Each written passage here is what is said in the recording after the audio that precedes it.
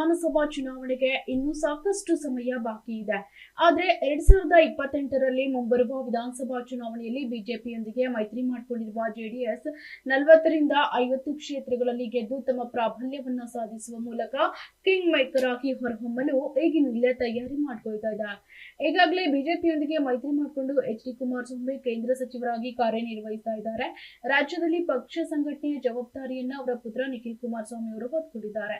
ತಳಮಟ್ಟದಿಂದ ಬಲವರ್ಧನೆಗೆ ಮುಂದಾಗಿದ್ದು 3 ಚುನಾವಣೆಗಳಲ್ಲಿ ಸೋಲನ್ನ ಕಂಡ ನಿಖಿಲ್ ಕುಮಾರಸ್ವಾಮಿ ಸೈಲೆಂಟ್ ಆಗಿರದೆ ಇದೀಗ ರಾಜ್ಯದಲ್ಲಿ ಪಕ್ಷ ಬಲವರ್ಧನೆಗೆ ಇರುವ ಜಿಲ್ಲೆಗಳಲ್ಲಿ ಓಡಾಟ ಮಾಡ್ತಿದ್ದಾರೆ. ಪಕ್ಷದ ನಾಯಕರು ಕಾರ್ಯಕರ್ತರ ಜೊತೆ ಸಭೆ ಸಮಾರಂಭಗಳನ್ನ ನಡೆಸಿ ಪಕ್ಷಕ್ಕೆ ಬಲ ತುಂಬುವ ಕೆಲಸದಲ್ಲಿ ತೊಡಗಿಸಿಕೊಂಡಿದ್ದಾರೆ. ಹಳೆ ಮೈಸೂರು ಹಾಗೂ ಉತ್ತರ ಕರ್ನಾಟಕದ ಕೆಲವೊಂದು ಭಾಗಗಳಲ್ಲಿ ಪಕ್ಷದ ಪರವಾಗಿ ಸಮಾವೇಶಗಳು ಸಭೆಗಳನ್ನ ಹಮ್ಮಿಕೊಂಡಿದ್ದಾರೆ. ಈ ಮೂಲಕ ದಳಕ್ಕೆ ಈ ರಾಜ್ಯದಲ್ಲಿ ಶಕ್ತಿ ತುಂಬುವ ಸರ್ಕಾರ ಜವಾಬ್ದಾರಿಯನ್ನ ನಿರ್ವಹಣೆ ಮಾಡುತ್ತಿದ್ದಾರೆ.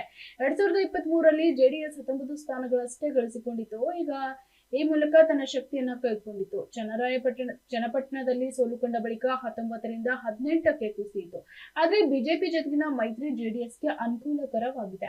ಎಚ್.ಡಿ. ಕುಮಾರಸ್ವಾಮಿಗೆ ಕೇಂದ್ರದಲ್ಲಿ ಸಚಿವ ಸ್ಥಾನ ಸಿಕ್ಕಿದೆ. ಈ ನಡುವೆ 2028ರ ವಿಧಾನಸಭಾ ಚುನಾವಣೆಯಲ್ಲಿ ತಮ್ಮ ಶಕ್ತಿ ವೃದ್ಧಿಸಿಕೊಳ್ಳಲು ಜೆಡಿಎಸ್ ನಾಯಕರು ಮುಂದಾಗಿದ್ದಾರೆ.